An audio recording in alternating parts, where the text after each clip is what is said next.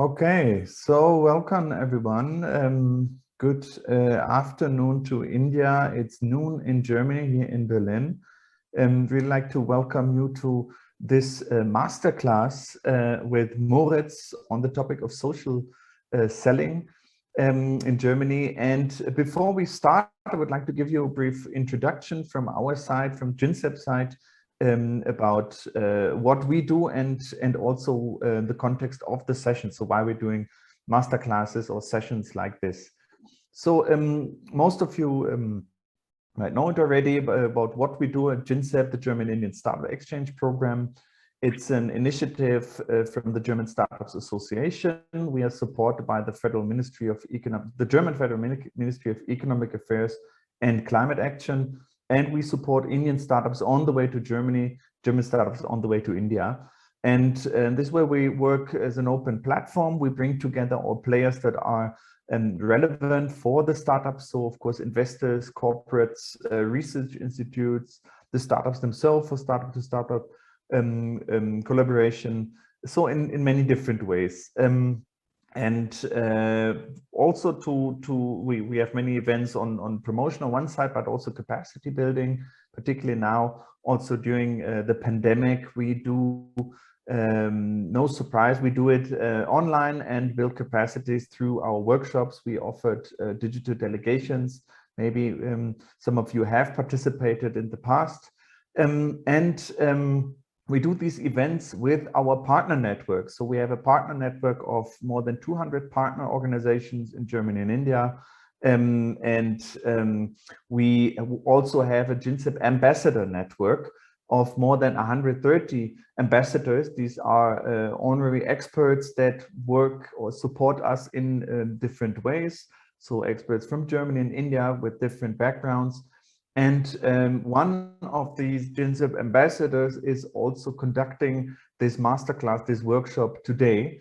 And this is Moritz on a particular topic, particularly relevant during the pandemic, well, even before, but particularly relevant now. And now during these limitations or restrictions during travel, also, I think even more relevant to look at that topic from India and how to approach the market by social selling, by mastering social selling to scale your business in Germany. You're most welcome to leave your video on or switch your video on and ask any questions in the chat. We'll moderate and we'll monitor the chat to make the session also interactive. We have roughly an hour, so 60 minutes right now, I'm really looking forward to this session now. I'm really excited also and about Moritz and his presentation, and really curious because I haven't seen his session myself yet, so there's also quite some things in it for myself. With that, I would like to hand over to you, Moritz. First of all, thank you so much for doing this session for us. Maybe you can also briefly introduce yourself, and I'll see everyone again during the final words at the very end of the session. So looking forward, and over to you, Moritz. Cool. Thank you for the warm introduction, Julian, and also thank you guys for having me. Also, special thanks to Eileen for working with me on this. Pleasure to meet you all. My name is Moritz Spangenberg. I'm also a GINSEP ambassador, and also basically helping out with facilitating exchange and learning throughout our ecosystems for startups in Germany and India. My background is that I'm helping startups with marketing and sales, so strategy and go-to-market specifically. Also with regards to LinkedIn, social selling and trainings in that area. So therefore, it's my pleasure to talk to you a little bit about what I believe is needed in nowadays world in 2022 and beyond in order to master social selling, and in order to and how can you use social selling as your secret sauce and power in order to do marketing and sales successfully in Germany, but also everywhere else. So yeah, as Julian said, we try to make the session as interactive as possible. A quick glimpse on the agenda. I would like to start out by telling you a little bit about the current challenge that I do see and why maybe some of you are also seeing dropping conversion rates in social selling on LinkedIn channel. And then I would like to talk about what role personal branding and personal brands basically play and how you can leverage those personal brands to your advantage.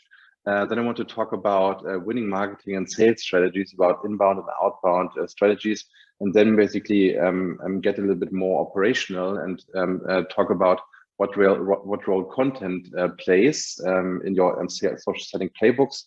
How can you use and infuse content? How can you create content? How you can create never-ending streams of content, and how can you use them for your advantages? And then basically conclude by talking about some exemplary playbooks that could help you to do sales to generate revenue. And then I would like to save around 50 minutes of time, depending on how quick we are, for Q&A or maybe even live consultation with regards to social selling topics and strategies. So maybe if you have certain questions, requests, maybe demands for help, would love to discuss them later with you. If you come up to our show here, show your face and we can talk. I think that would be super cool, and I would be highly interested in what you think. Okay, guys, let's get us started. Let's get ready. So let's start talking about why social selling tactics do not bring results anymore. So the good thing is that LinkedIn is the place to be for B2B, and also a good place to initiate sales and marketing, especially for startups, right? There's very low barriers to entry, and basically everyone is there, right? So we're 800 people, I think, currently, as of now, are online or LinkedIn professionals throughout the globe, and around 55 million companies out there. So that's amazing, right? And also, statistics tell us that 66% are more likely to recommend a brand if they follow their company executive on social media. So if you're an executive of a company, it's very beneficial that you are present there and that you basically show your personal brand there and promote yourselves there. And also with regards to the quality of the network, we do know that around 80% of people on LinkedIn professionals are driving business decisions. So a very large amount of people that is worth to contact. But those facts are basically also the problems. Opportunities are endless, but actually, as you have maybe also seen it, there is just too much noise. There's too much noise on the platform. Many of you are getting dozens and dozens, sometimes even hundreds of cold outreach messages that are not personalized, that are not individualized each day and each week. And this basically is a large challenge nowadays.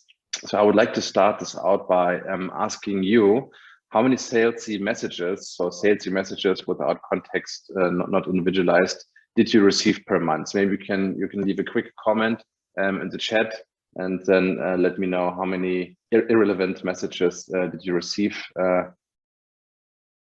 last month. Would be highly interested in hearing it from you. Okay, I'm seeing 100 plus. Wow, so that's really a lot. Okay, 20 to 30.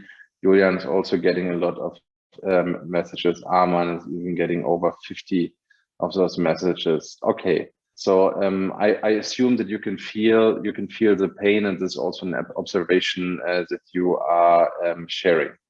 And now the question basically is, how do we cut through the noise, right? So the noise is there are so many messages, and how can we basically make ourselves more relevant when trying to make decision makers on the platform? So those are examples that are not related to social selling, right? So you see messages here that are super, that are not basically individualized to me. Sometimes they're not even including my name.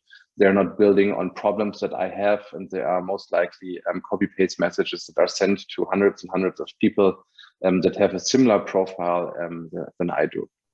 What's also not social selling is sending automated connection invite campaigns. You want to be personal, right? So from my experience, I can only consult you on not using them or using them very, very carefully, because they will not be personal and you will be part of that noise. Also, I cannot recommend to do automated or copy paste messaging. You want to be individual to cut through the noise and to stick out. And also, you want to solve real problems for your customers, right? So you want to be relevant, and that's why research is a very important part of the equation to be successful in social selling. And we'll talk about this a little later as well. So, but what is social selling really, right? So social selling is, first of all, research, market, and customer. Social selling is having insights. So you want to understand the industry, you want to understand the trends, and you want to be laser sharp in formulating messages and your value proposition to your ideal customer profiles. That's number one. Insights and research are super important if you want to be successful in social selling.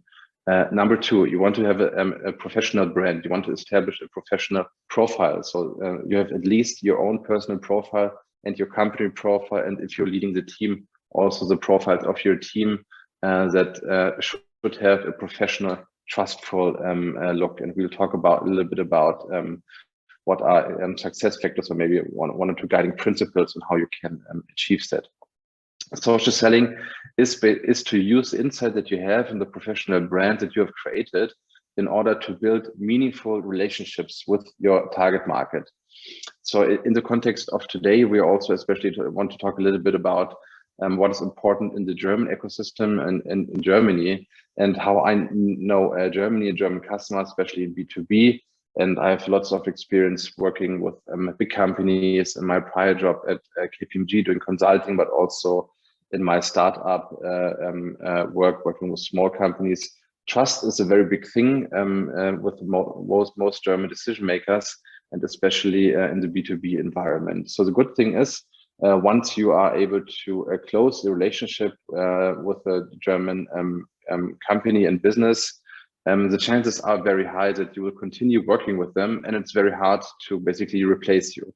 But trust is a big prerequisite in order to open doors and create new relationships, especially with new vendors that may be outside of the country. So trust is here really important. You want to create personal relationships. What's also part of social selling is to leverage relationships, right? So most of you are not starting out with zero. Most of you are having an active network. You are all here now. You're part of the GINSEP network. So that means you have a strong network. You have people that you can rely on. You have people that you can ask for favors, and you have people that you can ask for introductions.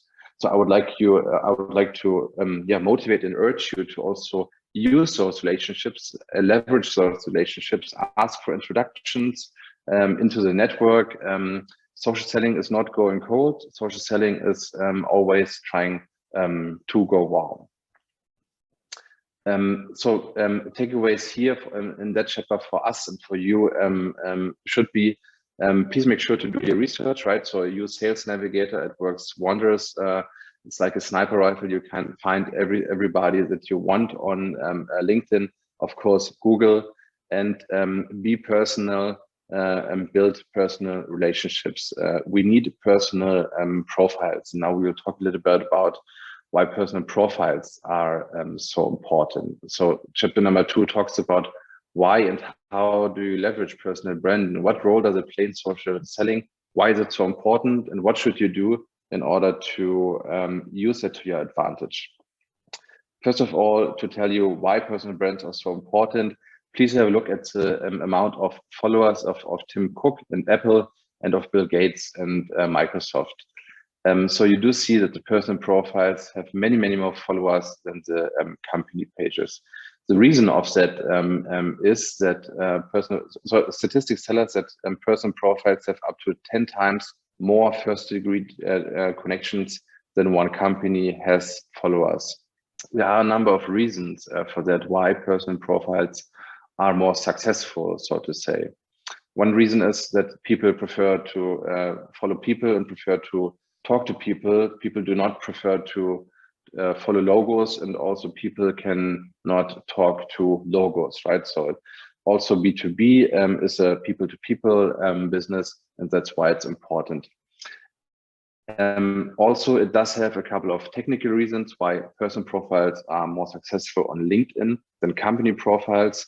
Those reasons are that a company page on LinkedIn cannot do any targeted outreach. So with a company page on LinkedIn, you cannot send direct messages, you cannot send DMs, you cannot like or comment any post or any feed. And on the other hand, with a personal profile, your chances are endless, right? So you can engage with anyone in the world. You can leave a comment, you can share, you can send connection invites, you can send emails, right? So your opportunities are endless to engage with others. And that's the reason why personal profiles are so much more powerful when you're using LinkedIn. And that's why they are an important part on the equation on making you successful for social selling on LinkedIn, especially in Germany, since we talked about personal trust building and so on. I would like to ask you one question, because it's also pretty important when we talk about your behavior on LinkedIn and what you do on LinkedIn and content marketing, all those things. So maybe you can type a quick number in the comment section. How often are you online on LinkedIn per week? Maybe if you can just leave a number, is that 1 time per week? Is it 2 times a week? Is it maybe every day? Are you constantly online on LinkedIn? If you're now questioning yourself, what is LinkedIn? You may have on LinkedIn. So I see a couple of questions, a couple of answers coming in.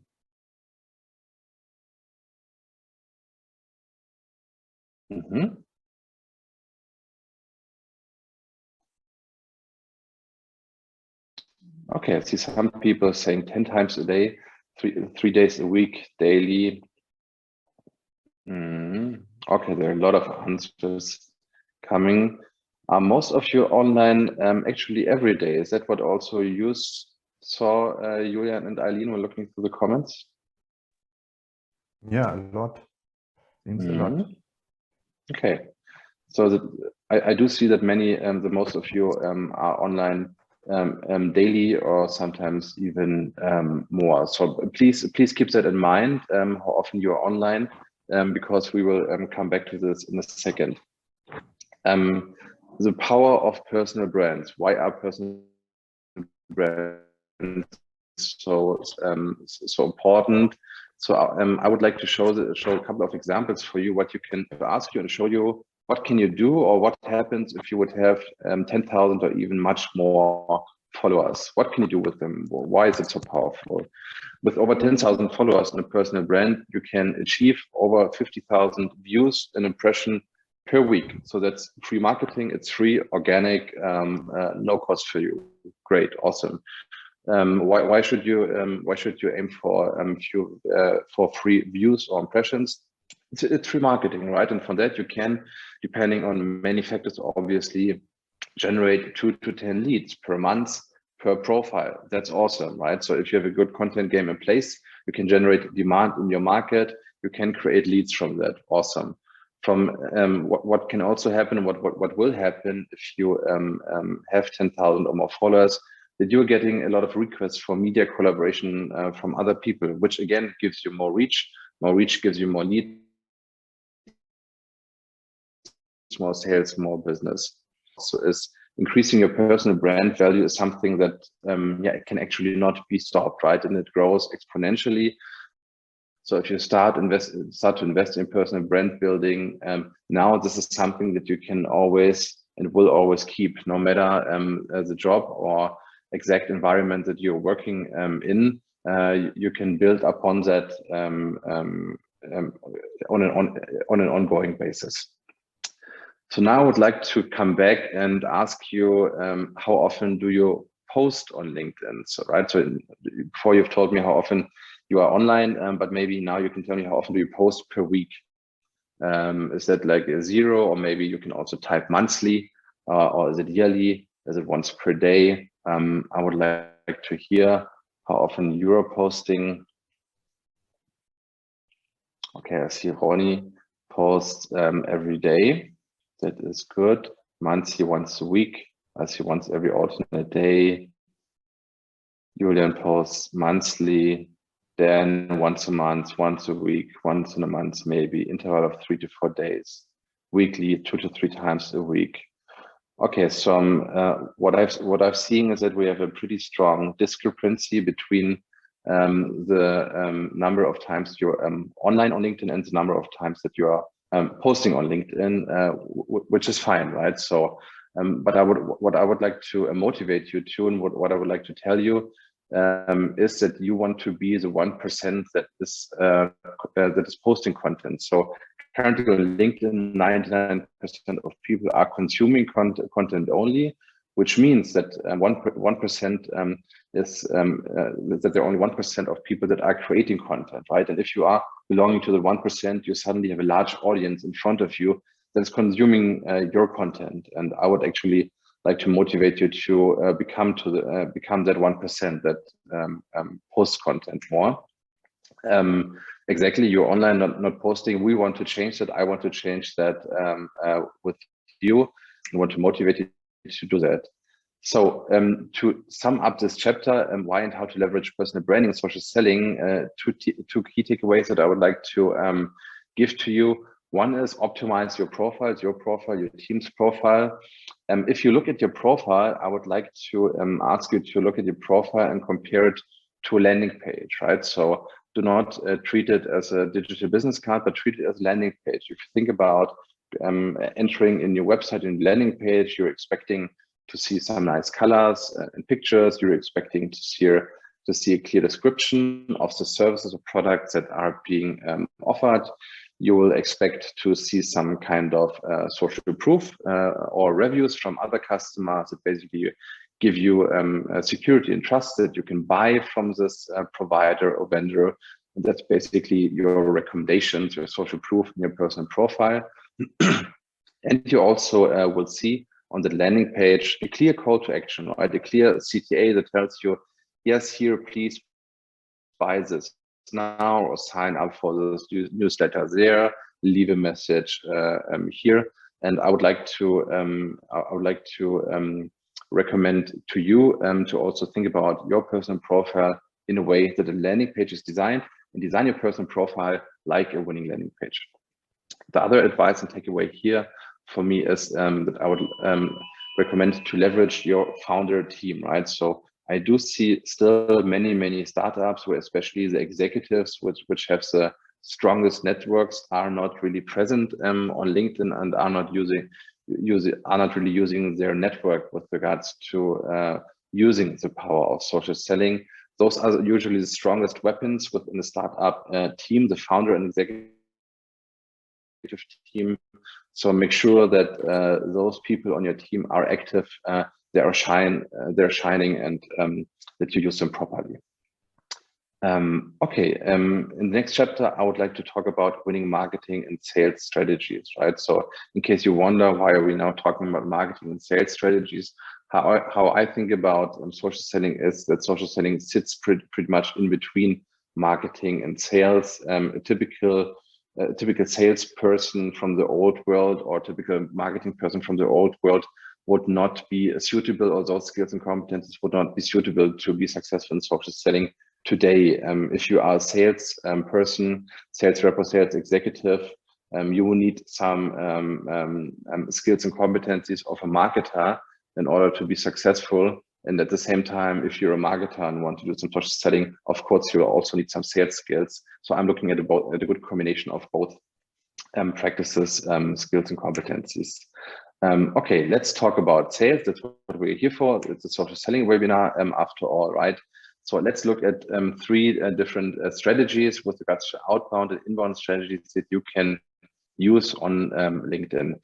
Maybe let's start first with the outbound and inbound strategy, right? An outbound strategy would mean that you are throwing a lot of power into chasing leads, right? So if you think about that you can generate 10,000 leads somewhere, and you will be chasing them throughout the funnel, you will have a hard time with the conversion rates that you see here, right? So because those 10,000 people, they have basically no purchasing intent, right? So if you look at random, if you go there on LinkedIn and basically maybe use LinkedIn Help or anything and scrape random people and send them blind messages, code messages, or even emails, you will find, or you will actually know, that they have no purchasing intent, right? So they don't want to purchase anything from you.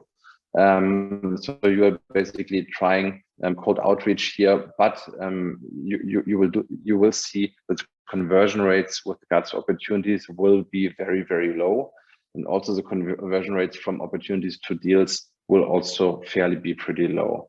At the other hand, a more inbound and demand generation oriented strategy basically does the exact opposite, right? So that means that you are looking at a few amount of leads which have a higher purchasing intent. You will have your sales team that helps the customer versus basically fighting an uphill battle and convincing them to sell something, which also means that you will see higher conversion rates from your leads to opportunities and from deals to and from opportunities to closed deals. If we compare that a little bit with regards to the energy and activities that you're spending on different parts of the funnel, you see here in two colors, marketing touch point and sales touch points. I'm not arguing that the one strategy is superior than the other is, or that you shouldn't do the one or the other. What I'm saying is that you should make a conscious choice, what kind of strategy that you are following, and what strategy is constructive and fruitful and beneficial for you. What I do believe, from my personal belief from observation, is that this outbound driven strategy is not working anymore, will not work much longer on LinkedIn, because as you have said, right, so you're getting plenty of irrelevant messages, and basically you end up burning your market here. Probably a strategy which sits in the middle between a typical outbound and inbound driven strategy, I'm calling this lead gen strategy, is something what we can aim for if we think about social selling, so combining powers of marketing and sales together. Why is it so important? So what I believe is, and what we know from numbers and statistics, is that the future of B2B is self-informed and is based on self-service. Number from McKinsey tells us that 70% of B2B decision makers prefer digital self-service or remote human interactions, right? So B2B buyers are more self-informed nowadays and want to purchase off the shelves in an empowered way by their own, if they have a chance. We also know from statistics, in that case from Gartner, that only 5 to 6% of B2B buyers' time is really spent with meeting any of your sales rep, right? So if you think about it, 5 to 6%, that's really not a lot of time when the B2B buyer is meeting with your sales reps. Also, only around 70% of B2B buyers' time is spent meeting potential suppliers in general, only 70%. And that means that the remaining 83% of what goes into a purchasing decision of a B2B buyer occurs outside of a meeting of a supplier. So B2B buyers are more self-informed and are doing more and more research nowadays. And LinkedIn is has become a very important platform to make informed decision about buyers, products, and services. Okay, let's now talk about how to use content for your playbooks, right? So we've just closed the chapter by saying that content is very important because it does influence B2B buying decisions and buyer journeys heavily. We said that B2B buyers spend a lot of time not talking to a sales organization, not talking to you if you're a vendor, but informing themselves. That means that content is a very important ingredient in social selling. So I would like to talk to you about how can you use and infuse leading content into your social selling playbooks in order to make a difference and cut through the noise. So what is important here and what matters in social selling is the content and the context. So you do need the right content that creates interest, that creates trust, and ideally also demand. People come to you to request your products and services, and also the context, right? So you also need to have the right timing. The right timing means that you want to show the right content to the right people in the right time, and also that you want to basically decide or wait for the right moment when you maybe want to pitch your products or services more aggressively. But how do we create that everybody has, right? So how can we get to that content? So I would like to talk to you about a content creation framework, and I will follow up with a couple of more specific examples, which enable you how to create content on a consistent basis. We do see 5 steps here. And leading companies have actually 3 to 4 different rituals how they create content and how they and have different content creation pillars on the ground. But let's firstly go through them. So what you could do is, for example, is that you have one event where you talk to your target customers on a monthly or weekly basis. From that event, which can be an interview or other things, we'll look at some examples. You will create customer insights, market data, trends, voice of the customer, things that are interesting. And then you want to distribute those customer insight. Distribution of that customer insights means from an interview, from one 15-minute interview, you can do 3 short interviews. From this one 15-minute interview, maybe on LinkedIn Live or something, you can make 3 shorter interviews. From this one big interview, you can make one article for your website and one article for your LinkedIn blog. From this one article, you can create 3 to 5 LinkedIn posts, which will basically give you content for a whole week. And that's great, right? So, and after you distribute the content, you want to engage with your audience, right? So after you're distributing your content, make sure that you're engaging with your audience on a regular basis. Don't just go spit out the content and wait that something happens. Make sure to engage with your audience, answer to comments, engage in conversation in DMs, and so on and so on. And then, of course, analyze what works, right? So what content works, what was interesting, what was not interesting, and double down on what works. And please do not refrain from repeating, recycling any content that worked well. If one piece of content worked well 6 months ago, just repost it and use it again. People will still like it. Now let's look at some examples. One content pillar example one could be this one. So let's imagine that you're a professional service company and you're targeting CTOs. So what you could do is you could do a video interview with a CTO for 15 minutes. You could ask that CTO 5 key questions, for example, about machine learning potentials, where the greatest use cases with the utmost potential. From that, you can produce one article for the website and for LinkedIn. You can create, as we said, 3 short videos, 5 LinkedIn posts, where you can also tag the customer, right? So you will tag the CTO, you will tag the colleagues of that CTO, which will basically enable you to be positioned next to their brand and their profile, which helps you to shine and with promotion. And then, of course, when you're doing all this posting and marketing work, you want to engage with the followers and visitors, right? So talk in comment sections. If you have made blazing cool insights about machine learning potentials, chances are high that his colleagues from the team, VP engineering, other people will also like that post. That's a perfect chance for you to engage with those people and to start conversations, because now you suddenly have a good excuse to engage. You have a warm introduction. You're not the person that shoots a cold message anymore. You're now friends with that organization. That gives you an excuse to engage. What we also want to do here again is point 5, analyze number of impressions, typical KPIs, right? So engagement rate, comments, leads, and then of course deals that come out of it, and optimize for it accordingly. Okay, one more example, actually 2 more. Next example would be, what you could do is you could do quarterly industry event in a virtual manner, right? So you could do a quarterly industry event which talks about innovation management software, product development, management,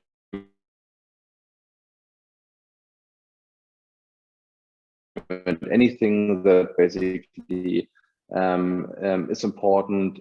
You can invite 5 key executives from your target account, right? You can invite them to be speakers at your event. And if you invite speakers for a cool event, the chances are high that they will like this, they will buy it, and they would like to speak at your event, because executives normally like to speak. So most of them are extroverts, they like to be seen, and so on. So that's a good way to do this. From that event, you can produce a number of articles for your website and for LinkedIn. And for LinkedIn, you can create a number of videos, and you can also create a number of LinkedIn posts. And here then the same game starts again, right? So if you're doing all this posting, content game, and so on, you again want to engage with followers, visitors, and you can now suddenly expand your network to the accounts from those 5 executives that you have talked to, and you have currently a big new network that you can engage with. And then again, analyze, plan to check what worked, and repeat that. Okay, let's look at one more example. So maybe you know this guy here, right? What this guy is doing here today together with Ginsep. So what you can actually do is you can do monthly webinars or masterclasses with your target customers, right? So what you could do if you are Moritz, what you could do is you could do a monthly webinar or masterclass with startups that are interested in social selling. You could ask the Ginsep to do it together with you. The Ginsep will help you. You can write, you can set up a masterclass on LinkedIn and on a website. You can write an article that basically helps to promote the event. How do you do that? Well, basically you can pick content from last client projects that resonated most. That's what Moritz did, right? So he picked the content that he believed resonated most from his last trainings that he gave to other startups. And he basically chose that content for the session that you are witnessing today. From that, you can, the next step would be to promote this content before and after. Has over 7,000 followers, so it's a perfect place for somebody like Moritz to promote this event. And you can see a couple of LinkedIn posts here, which the Ginsep and also the team around Eileen and Julian basically made, which I'm very thankful for. And that's everything. That's all very good promotion, right? So before and after that event. And then what you want to do in the next step is you want to engage with your audience, right? So you want to observe the comments and questions. So that's also true for me. I want to understand what you are up to, what your questions are, what is important for you, what you understand, what works best for you, and how can I be of the utmost help for you. What you would do after such an event, what would be also true for me, is I will ask you for feedback. I will basically, based on your feedback, refine the content based on your feedback and questions, and try to improve to get better and better on a continuous manner. Okay, I think that was the last example for our content pillar. So now we've created tons of insights of content. And the question is, who does what with them? So if we think in a classical marketing sales team organizational structure, your marketing team can distribute that content at scale, right? And at scale means paid performance marketing can accelerate everything, right? So you can basically do great performance campaign with that based on your objectives. For the sales team, it can be very valuable because it can allow you to open doors to key accounts, right? Because we said if we do such a cool webinar, such a cool event, your sales team will be the guys who will invite those 5 key executives to be a speaker, right? And basically inviting them to speak at your event will be the first touch point to establish a relationship with them. We will look a little bit closer in this when looking at one example of a playbook, though. Your sales post, yes? Oh, sorry, did I hear something? Okay. Just continue. Right, so it was just okay, perfect. Your sales team can use the content to do targeted content posting, right? To create demand and to grow the personal brand. So all the content you have created should be accessible to your sales team. They should be able to use the content to individualize it and to use it for their purposes. And of course, both teams, marketing and sales, can use all that content can use the content in the complete buying journey, right? So the buying journey nowadays is very much more complex. Most likely, we do not have the typical 6 to 7 touch points anymore before a typical customer purchases something. Many people are saying it's rather around 13 or even more, 14 to 15 touch points. So you want to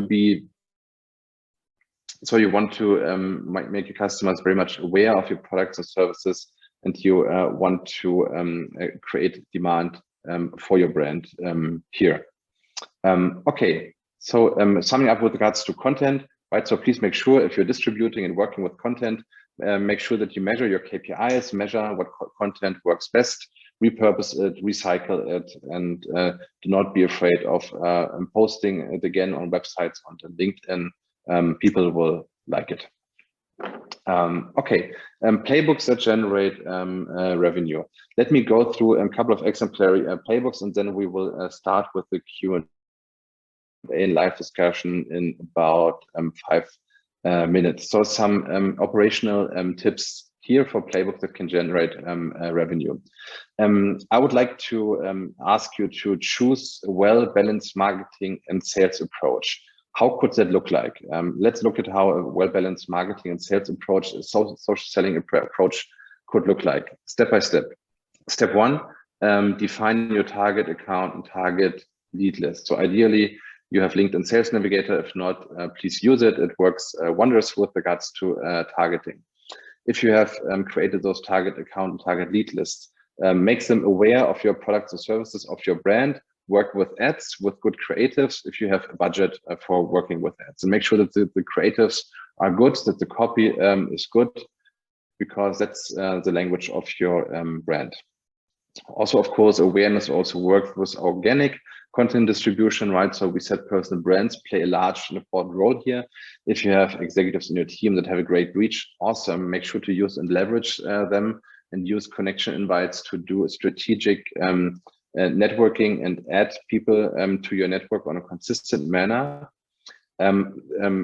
Step 4, check who sees your content and engage it with it, right? And that's true for paid and also for organic. So for performance marketing campaigns and for your organic content game, you want to check who really sees your content and who engages with it, right? So don't go blind and repeat what you've been doing without checking who is really the receiver of your campaigns and of your content. Based on that, you want to refine your campaigns in the ad manager and also on your content game and distribution that you are doing. Number 5, expand your network, right? So make sure that you're expanding your network on a continuous basis, work with connection invites, make them personal, make them valuable, and with DMs to build relationships. Step 6, create an interest, position yourself as a peer of your customers, right? So if you have, for example, a technical product that solves a problem for a CFO, I would suggest that somebody from your team, which is a CFO or similar to a CFO position, also talks about solving problems for CFOs. So you would basically position that CFO guy into content, into channels, into talks to discuss with your target customer, because people are much more, it's much more easier to sell to people if they are seeing that you are one of their peers and are seeing to be one of their similar persons with similar background competencies and skills. Step 7, invite those people for events, ask them to collaborate on any kind of content, try to build some trust, right? So if those customers are on your target account list and you really want to work with them, be creative in trying to approach them in order to build relationships with them. Invite them for the events that we talked about, invite them for an interview, can be written or video, whatever it is. Try to build trust, be personal. Step number 8, create intent, show that you are solving their problems, right? So make sure that, of course, that you're not a content marketing agency, but you have a product and service that you want to sell, right? So content is only part of your game, and that's okay. Show that you are solving problems for them and their and people like them in their industry. If you have closed those customers, and that's basically the best part, right? So if you have closed a customer, please make sure that you're promoting your new customers with case studies all over the place, right? So show people that you're working with such amazing customers and promote it on LinkedIn or on other channels that you're using. And point number 10, yes, no-brainer. Keep your customers engaged, right? So if you have cool customers, work with them also on social media channels. Engage with them, also invite them to events. They are your brand advocates. They would speak positively about you, and they can convince others. Now, one very specific playbook that I would like to show you here is, which is a more, which it's a little bit more outbound oriented, and I named it "Go Directly for the Kill," right? So it's more an outbound oriented playbook. And here's an example for a recruiting agency or for a recruiter, right? So imagine that you are a recruiter and you want to close Gorillas, right? So Gorillas is a unicorn now company, quick commerce company based in Berlin, Germany. They have now unicorn status, valuation over $1 billion. And of course, as it is with many of those companies, they are looking for multiple executive positions. And of course, since they are a scale-up unicorn, they need to be super quick, right? So they have many, many posted jobs, which are all transparent and are all online, right? So now how can you approach them? How can you sell to them? Step one: find out who the responsible recruiter is. So look in LinkedIn Sales Navigator, look for recruiters, HR, hiring managers. If you look here, you will get around 135 results, which all work in recruiting at Gorillas. That's awesome. Step number 2, look for warm introduction to those people. Look for first degree and common connections. So personally, I have zero first degree connections to any one of those 135 people, but I personally have 40 second degree connections, right? So what I would do is I would look through all those 40 second degree connections, and I would look if I know someone very good personally, and I can ask them for a favor, for a warm introduction. A warm introduction, that's what basically what you said, what social selling is all about. Leverage your connections, leverage your network. Step 3, what you want to do is you want to post content about Gorillas and you want to tag people. So do that, for example, 6 times in 3 weeks. You could, for example, talk about things like hyper growth requires hyper talent. You could talk about how great Gorillas scaled their teams, and so on, right? So talk about what's important for them, and that is tied to your value proposition. Step number 4, send non-sales connection invites to people, people that you tag and others, and engage with them, right? So expand your network. You can, for example, send 20 connection invites per week, and this should give you at least 5 conversations in DMs with people that you can build relationships with. Step number 5, invite key executives in hiring and recruiting for an online interview from that company, from Gorilla. So here, for example, a guy called Robert. He's global head of tech and product recruitment. He seems to be approachable, so why not inviting him for an online interview? Step 6, pick the right time to pitch and ask for a meeting, right? So if you're building trust with that person after you've executed the interview or any kind of event, you should have built enough trust to pitch your value proposition, and that's basically the point where you can make a sale. Okay, I hope this was one example which gave you some operational insights on how one social selling playbook could look like. So I am wishing you a happy social selling. I am thanking you personally for your attention. Please make sure to connect with me on LinkedIn. And of course, and I do have one free surprise gift for you, which is one free unlock LinkedIn growth audit, which analyzes your personal profile, company page, and also your engagement and content game. So regular price $199. Of course, this is for free. For you, for the first people that make it to my inbox, so write an email to Moritz at unlocklinkedin.com, and I would be happy to talk to you about that. Yes, and now I would like to start with the Q&A and maybe live consultation on any topics that you have. Who would like to come to the stage? think, Maurice, we had a question also from Sunil. For startup, which strategy is good, outbound or inbound? Yes, it's a very good. That's a very good question. Outbound or inbound? The boring argument is if you are a startup, let's say early stage startup, you will probably not have the time and the runway and the budget to go for a demand generation and inbound driven strategy, because you need to close sales now, right? So, and that of course means you will do heavy outbound at the beginning, which is totally okay. And depending on your situation and brand and runway and the team, you may want to find a time when you want to switch to a model which maybe sits in between a totally inbound and outbound driven strategy. Does it answer your question? Who asked the question? Yeah, Maurice, thank you so much. It was wonderful. Yeah. Thank you so much. Thank you very much. Cool. Thank you. Welcome. So, are there any more questions?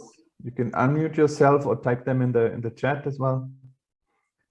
Yes, unmute yourself. Come to us. Speak to us. Hello. It'll be a pleasure to discuss. Hello. Hello. What's your name? My name is Sachin. Hello, Sachin. Nice to meet you. Nice to meet you, Moritz. Thanks for the talk, and thanks for the GenSep team for organizing this. And I have a quick question. We are an agriculture technology company and use AI and ML for quality assessment of agriculture crops. And we wanted to sell a commodity that our farmer grows, and these are leaf of drumsticks, and it is powdered, and it is used in smoothies and making teas and those kind of things.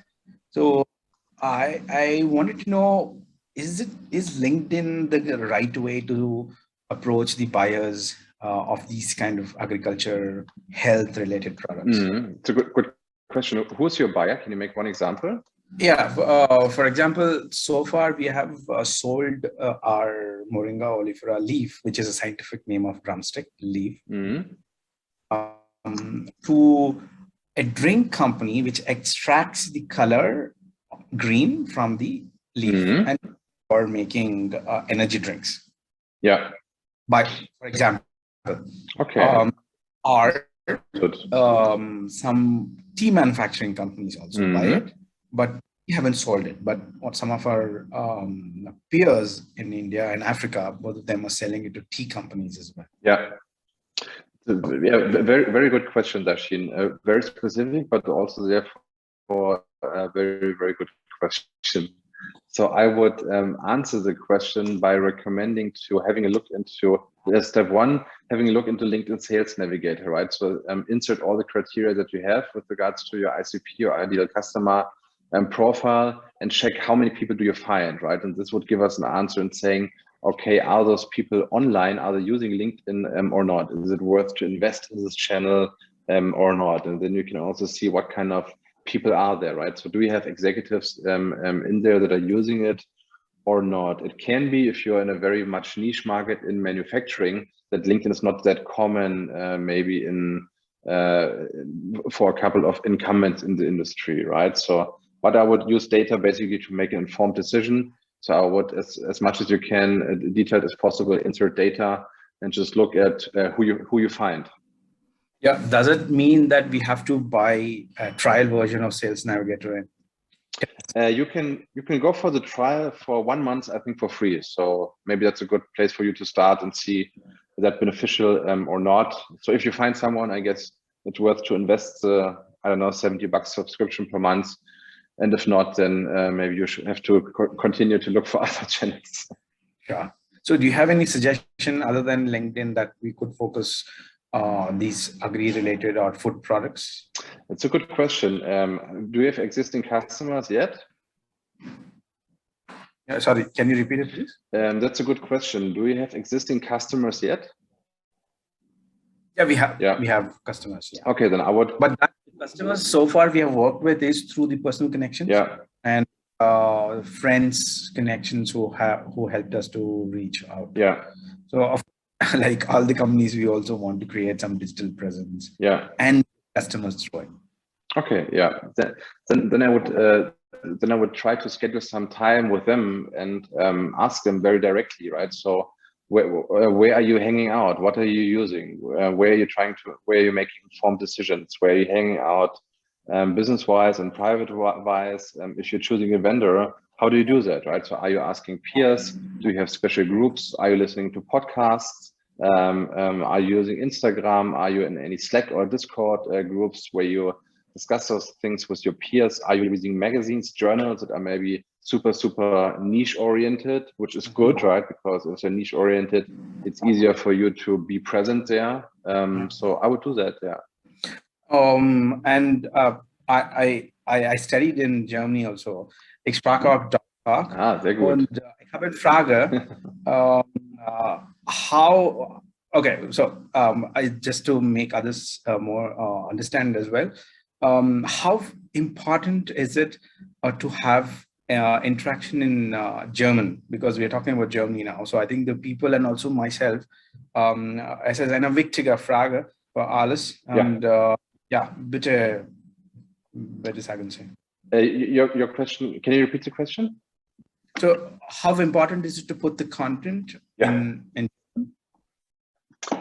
how important is it to use the content, right? I think especially if you are a company that is not established, either because you're young or maybe even from another market, if you're trying to expand to another market from India to Germany, it's important that you show those companies, and at least from my experiences, especially in B2B in that area, manufacturing, people are very much relying on trust. It's important that you show them that you are a professional, trustful brand, right? And I think the best way to show this is to prove them and show them that you're solving problems for their peers, for their competitors, right? So if you're telling them, you know, I'm working with all your competitors, they're super happy with me because I'm helping them to reduce costs in X or increase revenues in Y or improve quality in Z. They will basically have trust. And I think the only way to show them that you are a trustful brand is that you need to make them aware somewhere, right? And if LinkedIn is the right channel, we discussed that. Maybe it is. Maybe it's a couple of more channels, but you need to have like different touch points to get into their heads, right? Perfect. Thank you. Thank you for the question. Very good. I think there's some more questions. Yeah. Yes. Hello. Who's there? This is Taswa. Hello, Taswa. Good to meet you.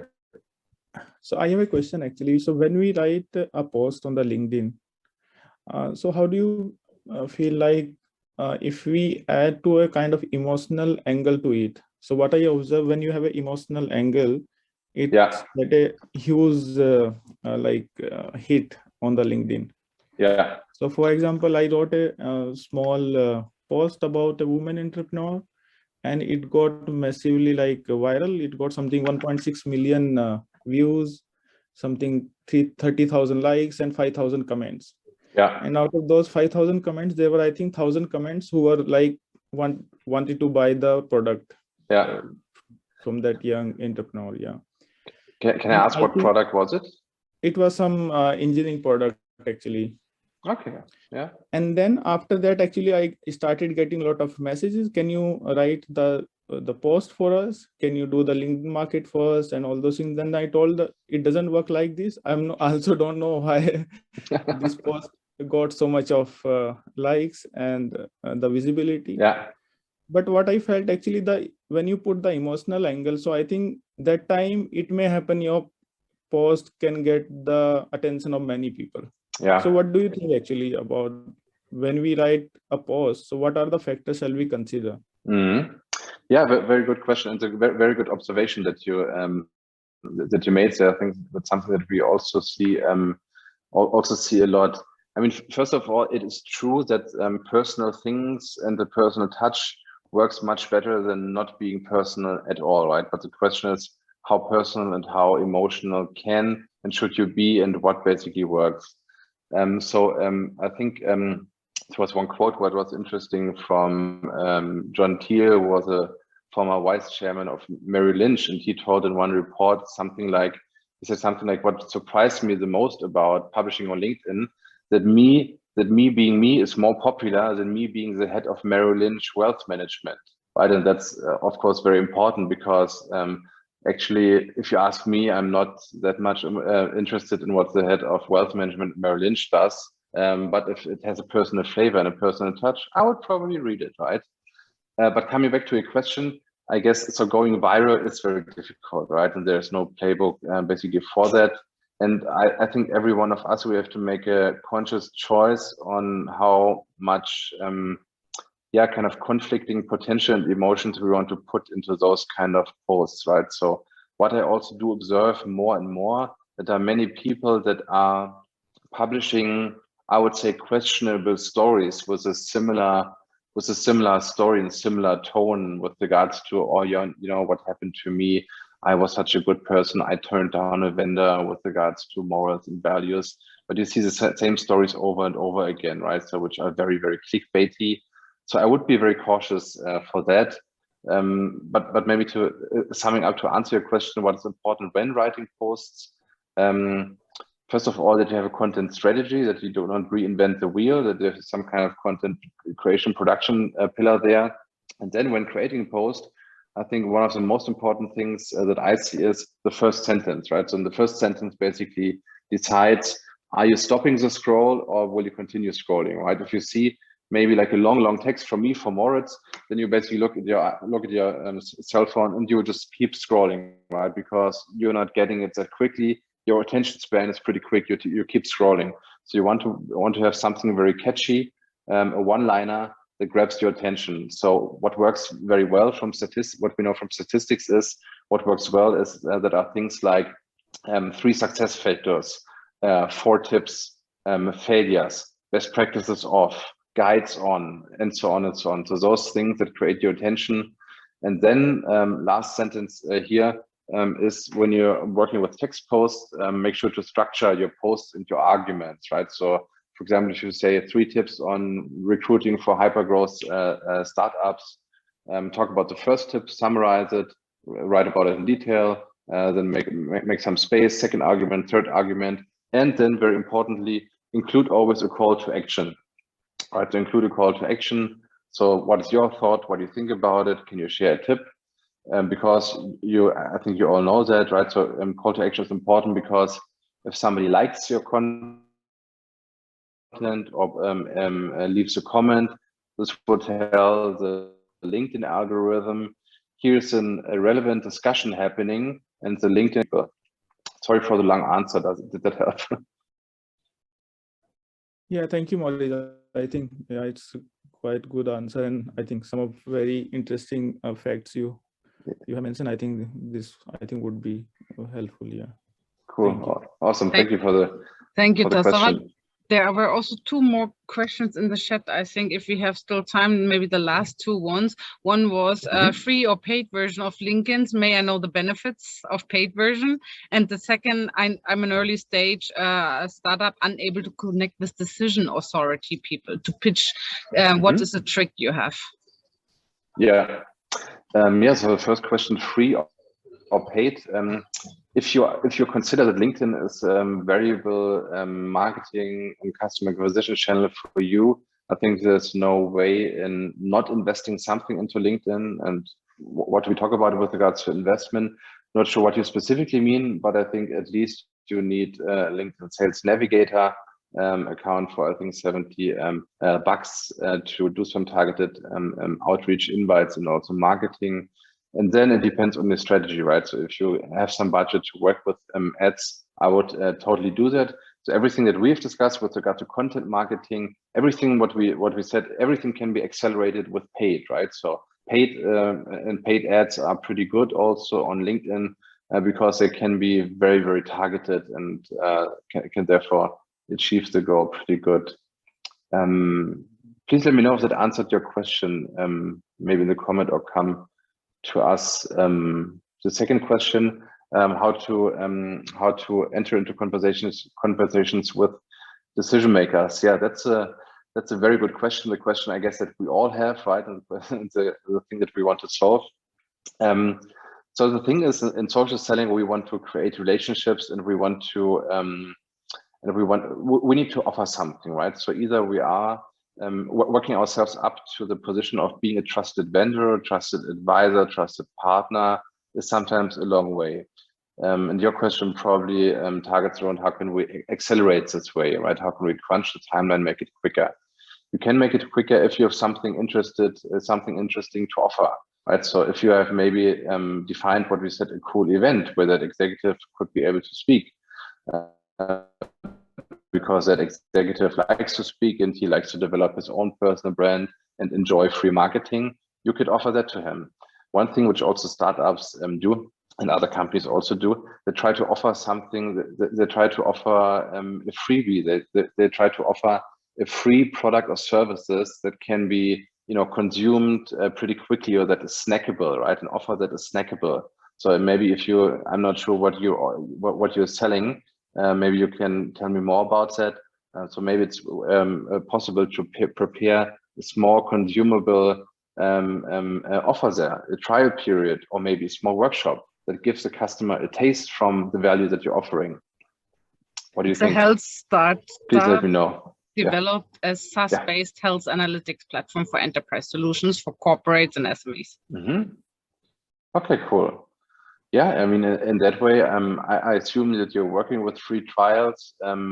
Maybe that's also a way to approach clients. Maybe you can even do some upfront analysis of the target customers, right, with regards to them, and show them exemplary benefits that you would create for them, and basically invite them to talk about that. Maybe that's the way. And Dan is asking, how about scaling up to the DACH area? Dan, do you want to specify that? Yes, if you can specify, it would be wonderful. Yes. Yeah, I mean, in the end, scaling is about repeating what works, right? So being experimental, working data-driven, trying out what works with regards to content marketing, with regards to campaigns, with regards to your marketing and sales playbooks. And then if you figured it out, you can, you know, just repeat it, right? And, you know, hire a team for that. Spend a couple of $1,000 more bucks for your marketing budget and so on. Thank you. I think we have to close the session, but if you have questions, reach out to Moritz directly. Also, if you're among the first 5, you get a free consultation. So I don't know who has already written him, and your postbox already has filled. But thank you so much, Moritz, for the insights. Also, for all the participants, we have created a Slack channel that you can join, which is on invite-based only. And there you can interact with many more of our experts. So after the webinar, we will also send an email around with the details to the Slack channel. So please also join this. But thank you, Moritz. I think for me, it was really, really insightful. And I hope you also enjoyed this 1 hour. Thanks a lot. Thanks you guys for coming here and talking to me, and for having me. Thanks a lot.